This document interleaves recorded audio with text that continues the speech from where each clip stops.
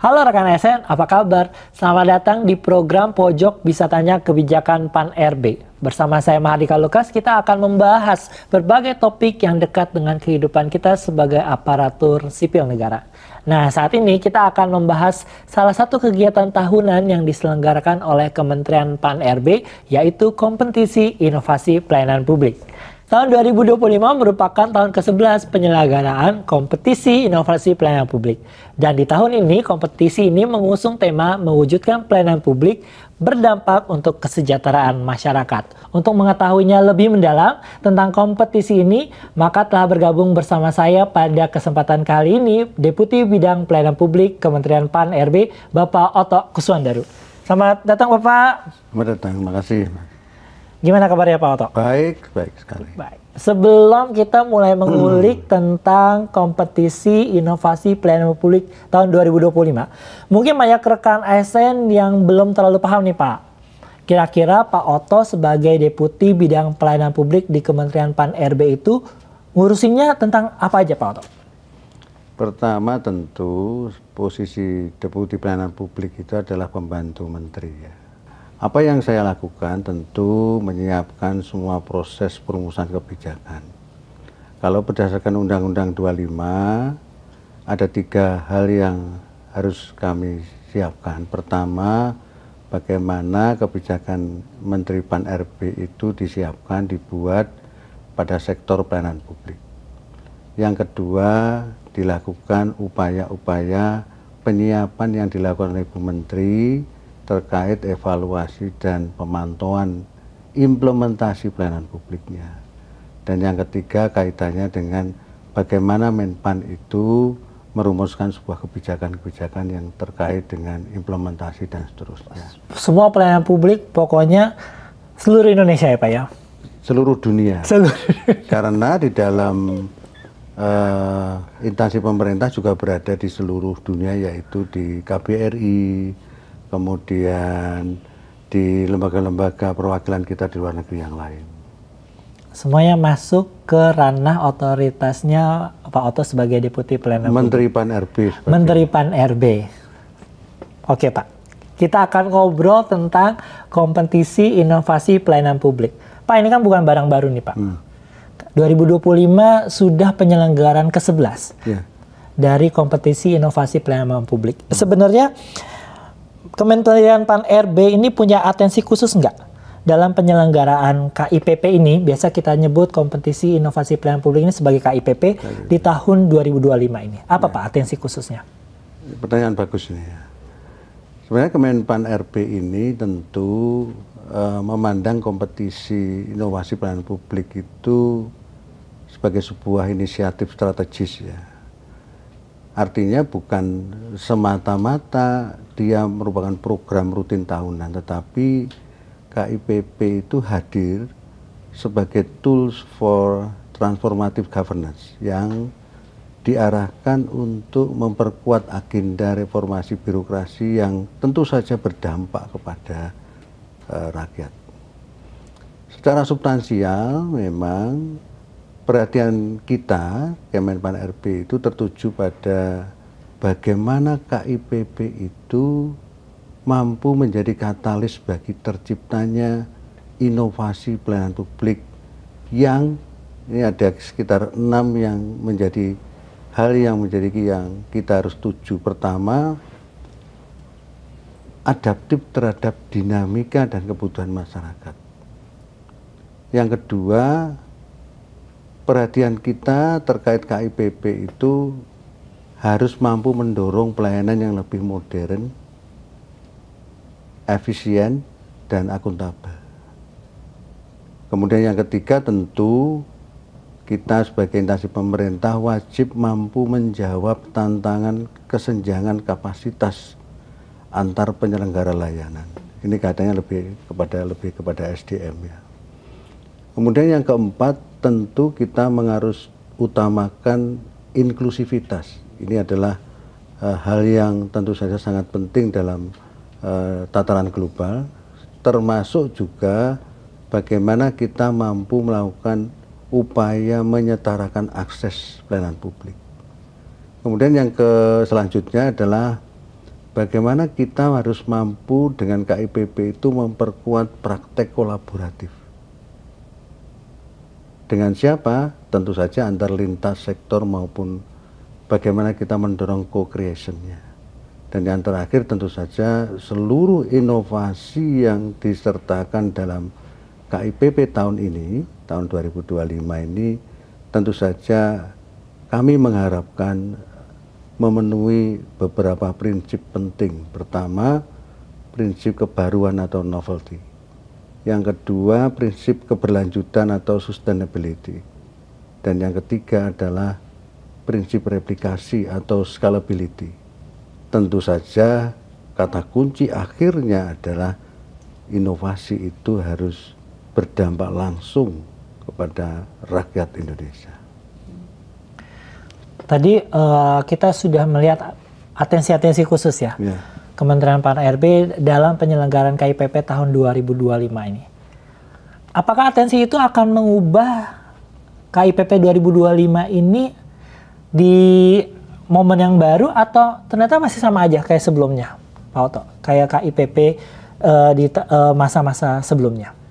KIPP 2025 ini tentu ada upaya kita melakukan sejumlah penyempurnaan. Penyempurnaan ini bahkan penyempurnaan menurut saya adalah mendasar.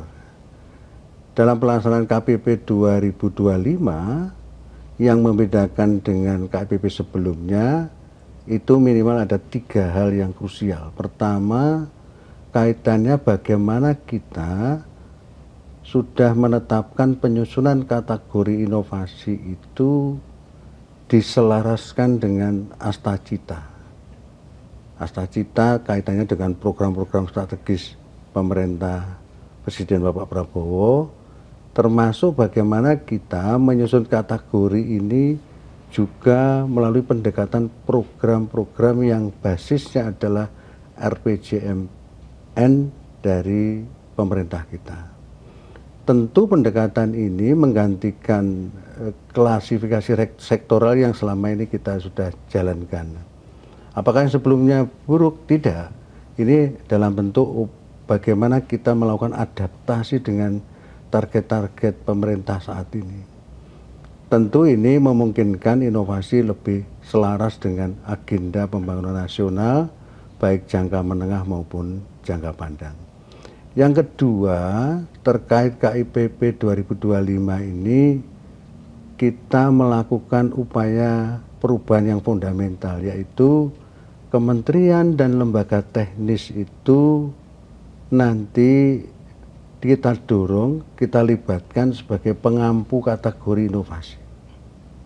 Oke, artinya bahwa kementerian dan lembaga teknis nanti itu akan terlibat langsung dalam proses evaluasi terhadap finalis top inovasi. Pelibatan ini tentu untuk menjamin validitas teknis dan scaling feasibility dari inovasi yang diajukan ya. Sekaligus memperkuat sense of ownership antara sektor kebijakan. Ini misalkan kalau sektor-sektor inovasinya terkait dengan stunting, tentu ada instansi-instansi yang teknis yang harus kita libatkan. Kemudian ketiga, terkait perbedaan antara KIPP sebelumnya dengan saat ini, tentu yang paling krusial adalah kami dari Kemenpan RB mendorong partisipasi masyarakat. Artinya pelibatan masyarakat sebagai evaluator terhadap dampak inovasi ini yang tidak kalah pentingnya. Ini merupakan bentuk konkret dari pendekatan berbasis user experience dan komitmen terhadap prinsip akuntabilitas sosial. Melalui desain baru ini tentu KIPP 2025 ini kita harapkan ya menjadi platform yang tidak hanya menghasilkan praktek baik atau best practices, tetapi juga mempercepat transformasi layanan publik. Yang bagaimana? Yang tentu saja berorientasi pada result-based public service innovation. Wow, ternyata banyak banget penyempurnaan Bisa dikatakan seperti itu ya Pak. Penyempurnaan yang dilakukan oleh Kementerian Pan-RB dalam penyelenggaraan KIPP di tahun 2025 ini. Jadi saya senang banget soal yang public participation ya Pak ya. Itu seru banget karena mau tidak mau pelayanan publik karena yang merasakan kan masyarakat sendiri Pak. Betul. Bukan kita sebagai jurinya atau kita sebagai instansi penyelenggaranya. Pak, ngomongin tadi kita udah ngomongin lumayan permukaannya Pak. Kenapa tema ini yang dipilih, Pak? Jadi gini, tema KIPP 2025 ini kan mewujudkan pelayanan publik berdampak untuk kesejahteraan masyarakat. Tema ini sebenarnya merepresentasikan visi strategis pemerintah, terutama pemerintah Presiden Prabowo dan Wakil Presiden Bapak Gibran, dalam tentu saja membumikan nilai-nilai pelayanan publik yang berkeadilan, responsif, termasuk inklusif. Ya. Selaras dengan arahan Presiden tentu pelayanan publik tidak semata dituntut efisiensi administrasi. Sekali lagi, pelayanan publik itu berdasarkan arahan Presiden tidak semata dituntut efisiensi administratif, melainkan juga mereka harus memiliki keberpihakan kepada pemenuhan hak-hak dasar warga negara. Dan yang paling penting tentu saja mampu berkontribusi nyata terhadap peningkatan kualitas hidup masyarakat secara luas. Sehingga inovasi yang lahir dari institusi publik atau institusi pemerintah ini pada ujungnya kita harapkan dapat menjadi katalis dalam mendorong pemerataan pembangunan dan memperkuat ketahanan sosial. Saya kira itu yang paling krusial. Berarti ada usaha ya Pak? Ya. Jadi nggak hanya seremonial belaka? Iya, betul. Betul. Tapi gimana benar-benar masyarakat merasakan dampaknya ada? Kan salah satu yang paling susah sustain-nya ya Pak ya? Yes. Sustainability itu susah banget. Akan didorong seperti itu Pak? Pasti ya, karena begini ya. Salah satu hal yang penting dari inovasi itu kalau dia mampu sustain. Nah berarti kalau sustain berarti inovasi itu memiliki kemanfaatan yang panjang daripada pada masyarakat. Ya. Sustain juga menunjukkan bagaimana analisa atau kreativitas inovator itu mampu menjawab dan menganalisis perubahan strategis di lingkungannya. Nah ingat ketika sebuah inovasi lahir, dia yang tidak kalah pentingnya dia harus melihat forecasting ke depan. Nah saya kira itu yang paling krusial, sustain paling penting, sangat penting. Karena inovasi itu juga membutuhkan anggaran ya. Saya kira anggaran yang seminimal mungkin akan menghasilkan kemanfaatan semaksimal mungkin dan keberlangsungan sepanjang atau selama mungkin. Itu kalau kaitannya dengan sustain. Kemudian saya tambahkan kaitannya dengan, karena saya lanjut sekalian ya supaya bicara sustainable tentu kita juga akan bisa menganalisisnya ke depan. Nah, terwujudnya pelayanan publik yang berdampak tadi, tentu KIPP di 2025 ini kita akan lebih mudah mengecek sustainable-nya tadi. Sehingga kita melakukannya dengan beberapa kategori, membuat sebuah kategorisasi. Nah, masing-masing kategori ini kita rancang ya untuk memperkuat peran pelayanan publik dalam menjawab tantangan pembangunan tadi. Nah, salah satunya tentu saja adalah bagaimana Kemenpan sangat concern, Ibu Menteri sangat concern bagaimana capaian asta-cita Presiden dan Wapres ini yang kaitannya dengan asta-cita itu mampu untuk kita percepat prosesnya. Kita dukung pelaksanaannya dengan beberapa inovasi yang mungkin akan muncul dalam KIPP di tahun 2025 ini. Nah, Kemudian beberapa contoh atau kategorisasi yang kaitannya dengan KIPP itu kita bagi dengan beberapa kategori, Mas Dika ya. Pertama, misalkan kita punya kategori penguatan kesetaraan gender misalkan. Kemudian perlindungan hak perempuan dan anak tentu saja kaitannya dengan termasuk dengan penyandang disabilitas. Nah, ini inovasi ini merupakan upaya kita untuk menekankan bahwa layanan yang inklusif dan ramah kelompok rentan itu menjadi bagian yang sangat penting. Nah, kalau kita bicara dengan ekosistem global misalkan ya, contoh misalkan di Estonia gitu ya, itu Estonia mampu mengembangkan e-support system bagi penyandang disabilitas misalkan. Nah, mereka sudah mampu gitu untuk dalam rangka membuka akses layanan sosial dan pekerjaan secara digital. Nah, di tingkat lokal pun juga ada contoh program perempuan berdaya anak terlindungi di Pemprov Jawa Barat misalkan. Itu kita juga punya, kita tidak kalah dengan negara-negara lain. Inovasi tadi tentu juga kita upayakan akan muncul kembali. Kemudian kategori yang kedua kaitannya dengan pelaksanaan program swasembada pangan, air, energi gitu ya. Tentu fokus dari kategorisasi ini yang kedua ini adalah bagaimana kita akan memunculkan atau mendorong munculnya inovasi layanan yang mendukung kemandirian wilayah dalam memenuhi kebutuhan dasar. Apakah contohnya ada yang sudah selama ini muncul? Ada. Di tataran global misalkan di India misalkan. India itu mampu mengembangkan solar water pumping program misalkan. Nah, apa itu? Inovasi itu mampu meningkatkan irigasi pertanian. Di wilayah pedesaan tentu saja menggunakan energi solar yang terbarukannya. Apakah di Indonesia sudah muncul? Sudah. Contoh adalah inovasi tentang desa mandiri energi. Itu ada di Kabupaten Kulon Progo. Dia mampu memanfaatkan inovasi itu untuk biogas dan panel surya misalkan. Artinya kita sebenarnya dari sisi inovasi juga tidak kalah. Nah, ini kategori yang muncul. Ada mungkin kita bicara kategori ketiga misalnya terkait dengan penyediaan lapangan kerja dan peningkatan kualitas tenaga kerja misalkan. Kenapa sih Menpan kok membuka kategori yang ini? Iya, betul.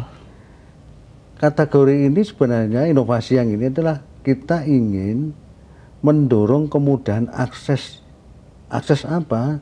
Akses terkait pelatihan, akses terkait sertifikasi bagi tenaga kerja, kemudian akses terkait dengan keterhubungan pasar kerja.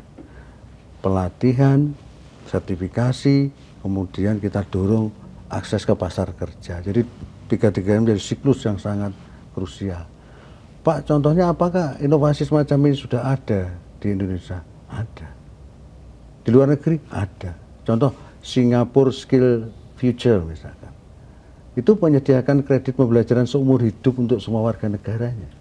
Apakah kita ada? Ada. Indonesia ada. Yaitu program Link and Match Kementerian Tenaga Kerja. Apa sih Pak program Link and Match itu? Yaitu program yang mensinergikan pendidikan vokasi dengan kebutuhan industri gitu. Ada Pak. Makanya kita buka kategori yang ini. Kemudian kategori yang keempat, penyediaan pelayanan kesehatan. Wah, ini juga tidak kalah menariknya ini. Nah, kenapa dibuka kategori ini? Bayangan ya, transformasi sistem layanan kesehatan yang sifatnya preventif, terintegrasi dan berbasis teknologi itu menjadi bagian yang sangat penting dan menjadi concern Bapak Menteri Kesehatan. Nah, apakah ada contoh inovasinya? Ada Pak, banyak ini. Di Afrika misalnya di Rwanda itu, terkait dengan kategori misalnya seperti ini ya. Di Rwanda itu mampu dia menggunakan drone misalkan. Drone untuk apa? Untuk distribusi vaksin dan obat ke wilayah terpencil. Bayangkan, Rwanda punya inovasi seperti itu. Pak, di Indonesia gimana? Banyak.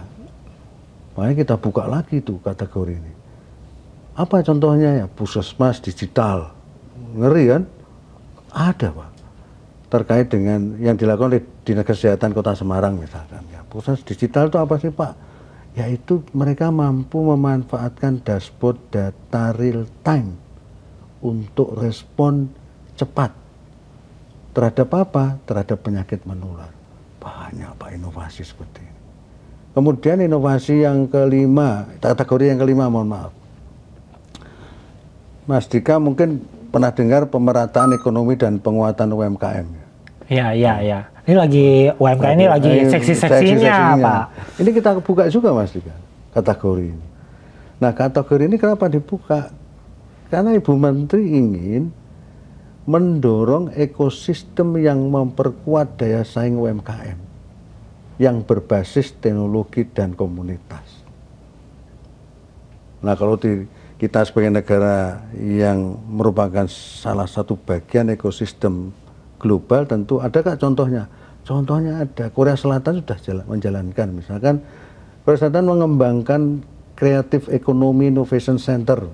Untuk apa sih mereka mengembangkan itu? Untuk mempercepat UMKM berbasis digital. Apakah Indonesia sudah? Bayangkan Indonesia sudah Pak. Yang Mas Dika pakai ini kan salah satu inovasi Pak. Ya, betul. Inovasi kebijakan. Apa kebijakannya? Kalau ASN tidak diwajibkan untuk memakai batik, bagaimana UMKM? Bayangkan kebijakan yang simpel sederhana tapi membawa dampak yang luar biasa terhadap perkembangan industri batik nasional. Saya kira ini keinginan Bu Menteri dengan Presiden sama.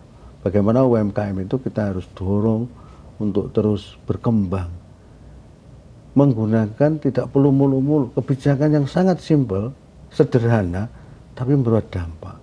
Ini kita pakai sekarang kan, batik-batik seperti ini. Bayangkan dari Sabang sampai Merauke, macam-macam bahannya. Macam-macam bahannya. Dan itu kita bisa membuktikan bahwa ternyata kita punya kekayaan batik yang luar biasa. Baik dari desain, pewarnaan, karakter daerah yang luar biasa dan seterusnya. Saya kira ini menjadi bagian yang penting untuk membuka kembali kategori tadi. Kemudian Mas Dika, kategori yang lain yang paling krusial ini menjadi concern Presiden ya, Pak Presiden. Pemberantasan kemiskinan. Kita buka. Susah loh Pak itu. Tidak ada susah di Republik ini. Kita tunggu inovasi dari mereka yang muda. Jangan-jangan ini mereka punya inovasi untuk mendukung program Presiden ini loh. Jadi kategori yang ini yang kelima ya, kelima ini pemberantasan kemiskinan ini, kenapa kita buka?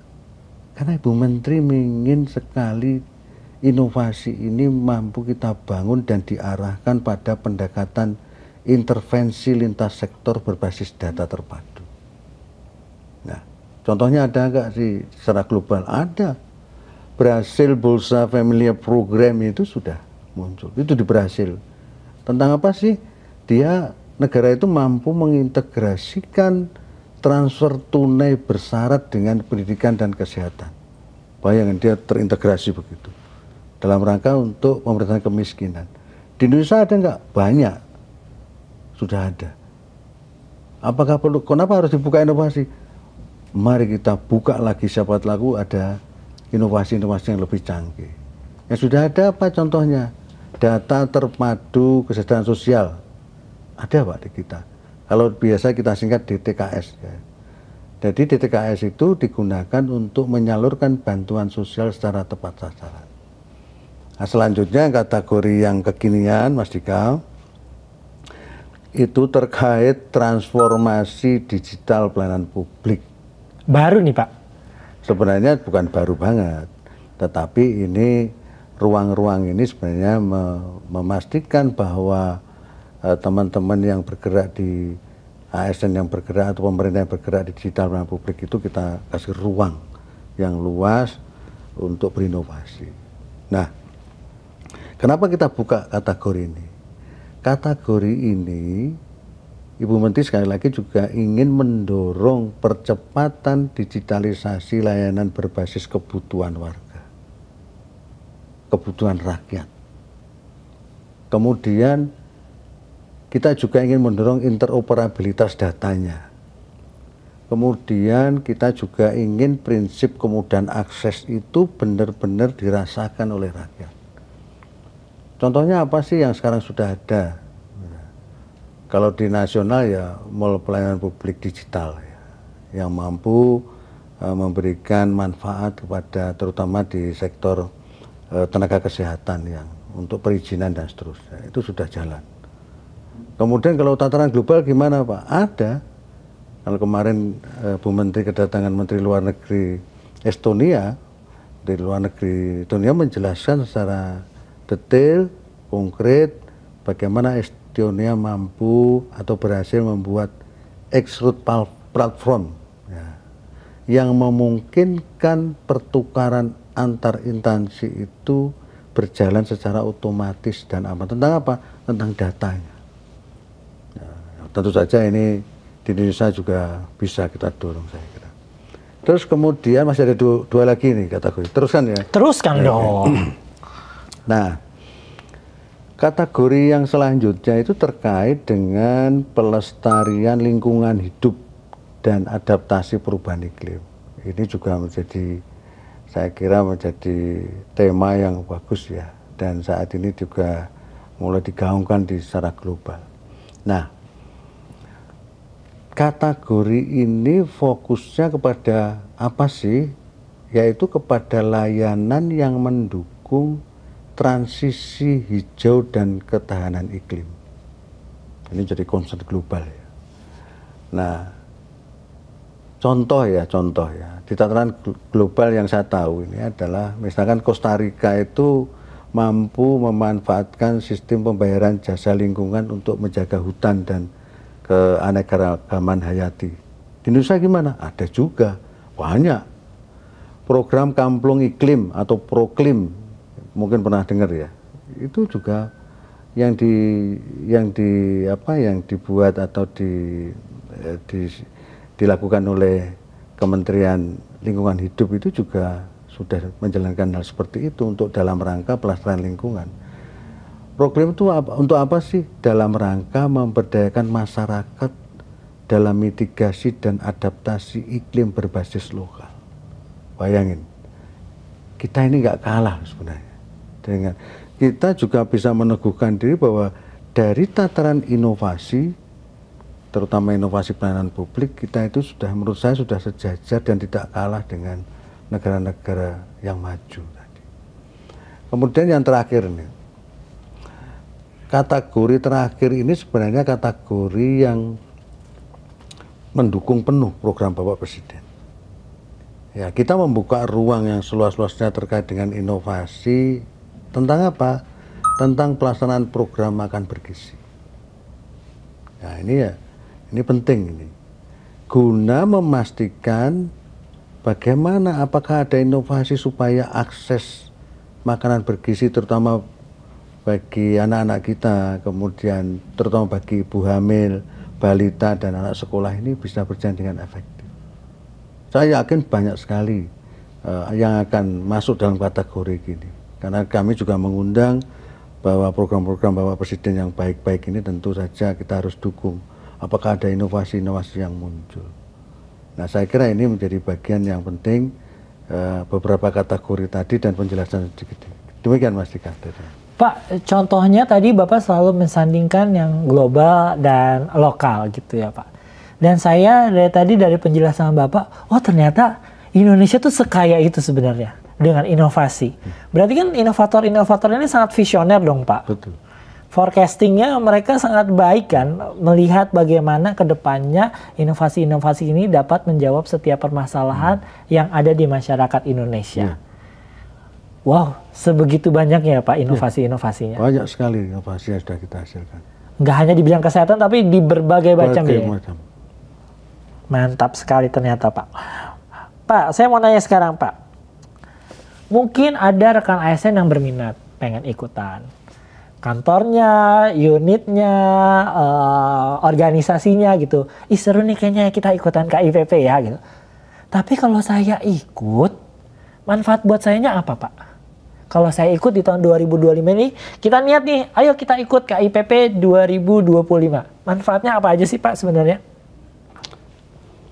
Sebenarnya inovasi bagi yang kita buka untuk instansi pemerintah, kemudian tidak hanya instansi pemerintah ya, termasuk badan usaha milik negara, termasuk juga badan usaha milik daerah. Kita buka ruang. Keikutsertaan dalam KIPP ini tentu yang paling kita harus maknai adalah keberhasilan kita mampu memberikan nilai tambah strategis bagi instansi yang tempat kita berada. Khususnya dalam konteks reformasi birokrasi berdampak. Nah, setidak-tidaknya menurut saya ini ya, ada manfaat utama yang akan diperoleh instansi yang menang nanti, yang hebat nanti. Pertama, instansi itu mampu menunjukkan bahwa mereka telah melakukan penguatan kontribusi kelembagaan terhadap realisasi program prioritas Presiden. Itu yang paling krusial menurut saya. Termasuk juga memberikan kontribusi kelembagaan terhadap sasaran pembangunan nasional. Dan itu memang kewajiban kita semua.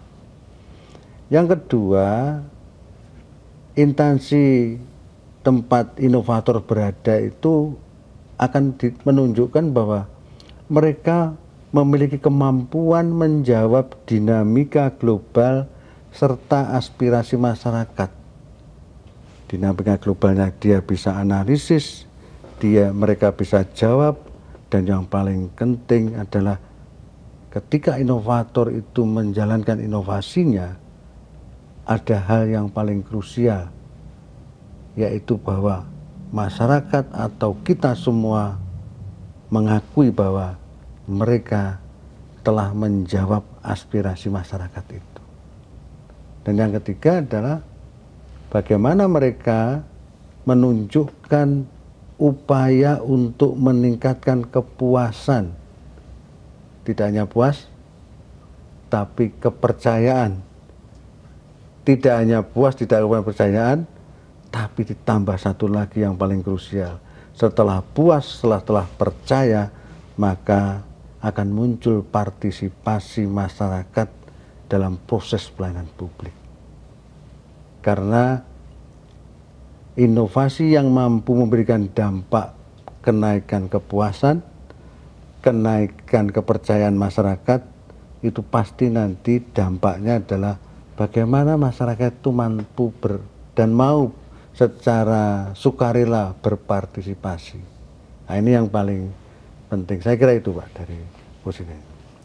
Kalau kita lihat kompetisi inovasi pelayanan publik ini kan bukan barang baru tadi Pak. Ya. Sudah tahun ke-11.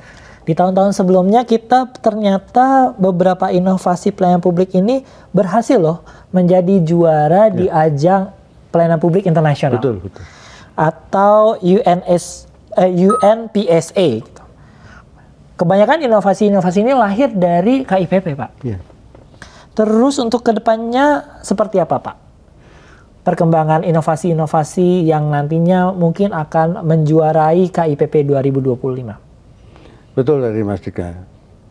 Jadi dalam beberapa tahun terakhir memang Indonesia itu telah mampu mencatat prestasi yang menurut saya sangat membanggakan ya, melalui sejumlah inovasi pelayanan publik yang tentu saja tadi disampaikan meraih pengakuan dunia. Bayangkan, pengakuan dunia. Segitu banyak negara Pak. Iya, dunia. Dunia loh.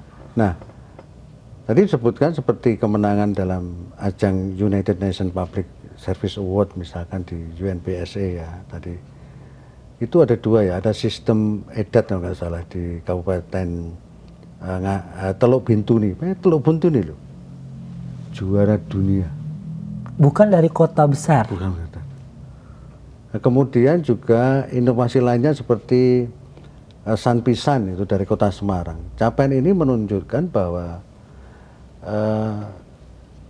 inovasi yang kita buka ini dan inovasi yang dilakukan oleh teman-teman instansi ini bukan sekedar pencapaian teknis sebenarnya. melainkan representasi konkret dari arahan Presiden untuk mendorong birokrasi yang berdampak langsung tadi. Jadi KIPP itu sebenarnya adalah bagaimana kita mampu mendorong birokrasi agar berdampak langsung kepada masyarakat dan mampu menjawab tantangan global secara adaptif dan inovasi. Tentu Kemenpan-RB terus memperluas peran ya sebagai enabler dan katalis bagi lahirnya inovasi unggul dengan tentu saja memfasilitasi partisipasi aktif dalam forum-forum internasional. Dan tahun 2025 ini sudah kita kirim beberapa kandidat untuk kita kompetisikan secara global di UNPSC juga. Termasuk juga selain UNPSC tentu kita dorong kegiatan-kegiatan yang lain, misalkan Observatory of Public Sector Innovation atau OPSI yang diselenggarakan oleh OECD. Ya kita dorong, kalau yang bagus kita dorong. Mungkin juga kita dorong kepada forum-forum inovasi lintas negara lain misalkan. Sekali lagi ini menunjukkan bagian dari strategi diplomasi, Mas Dika. Strategi diplomasi itu ada atau Pak? Ada. Strategi diplomasi pelayanan publik untuk memperkuat posisi Indonesia sebagai pusat pembelajaran praktek terbaik. Dalam bidang apa? Dalam bidang tata kelola pemerintahan yang karakternya adalah adaptif dan inklusif. Itu ujungnya nanti. Ini kan Mas Dika? Jadi pastinya Kementerian Pan-RB akan mendukung ya Pak? Pasti Pak. Inovasi-inovasi terbaik. Oh bahasanya go internasional Yes. Pak. Yeah. Untuk go internasional. Betul. Nah sekarang untuk rekan-rekan ASN yang mungkin kepikiran, oke, kita akan ikut nih KIPP 2025. Pak Otto harus meyakinkan dong, bagaimana Pak Otto bisa mengajak teman-teman ini, rekan ASN, untuk ikut berpartisipasi dalam kompetisi inovasi pelayanan publik 2025. Iya, Monggo Pak Otto. Terima kasih Mas Dika ya, karena inovator sejati itu bukan sekedar pengakuan yang dia harapkan, Pak. Ada sesuatu yang lebih berharga bagi para inovator, terutama di sektor pemerintah, BUMN dan BUMD tentu saja. Nah, inovasi ini harus kita maknai sebagai manifestasi dari komitmen untuk menjaga atau memperkuat governance ekosistem yang inovatif. Nah, oleh karena itu kami mengharapkan dan mengajak seluruh entitas pemerintah, baik pusat, daerah, BUMN, BUMD, untuk berpartisipasi aktif ya, dalam kompetisi inovasi pelayanan publik tahun 2025. KIPP tidak hanya dimaknai sebagai wahana penghargaan, walaupun salah satu tujuannya itu, tetapi sebagai platform strategis kolaborasi dan diseminasi ide-ide transformatif dalam pelayanan publik. Nah, ini yang paling baru, keinginan kita bersama sebenarnya, dan saya yakin didukung oleh seluruh ASN, BUMN, anak-anak bangsa, BUMD dan lain-lain adalah mari kita ciptakan KIPP tahun ini adalah kita menciptakan sebuah marketplace of innovation. Wow. Ya kan? Yang memungkinkan pertukaran gagasan progresif tentu saja. Sehingga kita juga bisa melakukan penerapan pendekatan berbasis teknologi dan penguatan jejaring antar lembaga sebagai langkah nyata dalam menjawab, sekali lagi, kata kuncinya, kita harus mampu menjawab kebutuhan masyarakat secara adaptif. Itu kata kuncinya. Demikian Mas Dika. Kita harus mampu menjawab kebutuhan masyarakat secara adaptif karena setiap waktu akan berkembang terus ya Pak kebutuhannya. Terakhir Pak, setiap tamu yang saya undang di program Pojok Bisa Tanya Kebijakan Pan RB akan saya challenge Pak. Challenge buat Pak Oto. Terakhir Pak Oto sebagai Deputi Pelayanan Publik Kementerian Pan RB, boleh dong kasih harapan Kementerian Pan RB untuk inovasi publik di masa yang akan datang. Harapan Kementerian Pan RB untuk inovasi pelayanan publik di masa yang akan datang. Jadi harapan Kemenpan terhadap inovasi itu saya kira kita harus dimaknai sebagai berikut ini. Harapan Kemenpan, bukan harapan Deputi ya. Harapan Kementerian Pan RB yaitu mari kita jadikan inovasi bukan sekedar sebagai kebaruan prosedural, melainkan sebagai kerangka kerja budaya organisasi yang menstimulasi keberlanjutan. Keberlanjutan tentu saja melalui perubahan yang sifatnya positif. Tentu harapan Kemenpan RB adalah KIPP 2025 ini menjadi epicentrum lahirnya solusi kontekstual yang relevan tentu saja, yang scalable tadi, dan yang berorientasi pada dampak. Dengan memperkuat pendekatan berbasis bukti tentu saja, atau evidence based policy, itu kita akan mampu memanfaatkan teknologi digital secara optimal. Serta mendorong partisipasi multisektor, nggak boleh kita hanya fokus ke satu sektor saja. Tadi ada kategori yang kita macam-macam ya tadi ya. Kemudian kita juga mengharapkan inovasi itu menjadi prime mover reformasi birokrasi. Nah ini penting ini, sebagai prime mover reformasi birokrasi, dan sekaligus Mas Dika, itu kita akan mampu memperkokoh posisi bangsa ini sebagai negara demokrasi yang menurut saya menuju negara maju, yang memiliki daya saing tata kelola publik yang unggul dan global. Mari kita tunjukkan, kita ini bukan bangsa kaleng-kaleng. Kalau dikait dengan inovasi, mengerikan, luar biasa kreatifnya bangsa kita ini. Ya, banyak banget inovasinya tadi ya Pak? Luar biasa Pak. Oleh karena itu KIPP 2025 mari kita teguhkan kembali bahwa bangsa kita ini adalah bangsa yang hebat, bangsa yang kuat, dan yang paling penting adalah bangsa yang memiliki inovator-inovator yang hebat. Demikian Mas Dika. Bangsa Indonesia memiliki inovator-inovator yang hebat. Ya. Jadi buat rekan ASN, pemerintah pusat, daerah, BUMN, BUMD yang berminat untuk mengikuti kompetisi inovasi pelayanan publik 2025, jangan ragu-ragu ya Pak. Yes. Karena kita tunggu partisipasi rekan ASN semuanya ya Pak, untuk ikut serta membangun negara Indonesia. Ya.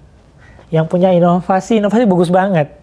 Inovator-inovator yang keren-keren tentunya. Nah, sekian obrolan saya bersama Deputi Pelayanan Publik Kementerian Pan RB, Bapak Oto Kuswandaro. Makasih Pak Oto sudah mau ngobrol-ngobrol dengan saya tentang kompetisi inovasi pelayanan publik. Rekan ASN, demikian perjumpaan kita di episode Pojok Bisa Tanya Kebijakan Pan RB saat ini. Sampai jumpa lagi di Pojok Bisa Tanya Kebijakan Pan RB episode berikutnya yang tentunya akan membahas hal-hal isu-isu menarik lainnya yang dekat dengan kehidupan kita sebagai aparatur sipil negara. Akhir kata, saya Marika Lukas pamit undur diri. Wassalamualaikum warahmatullahi wabarakatuh. Waalaikumsalam. Makasih banyak Pak Oto.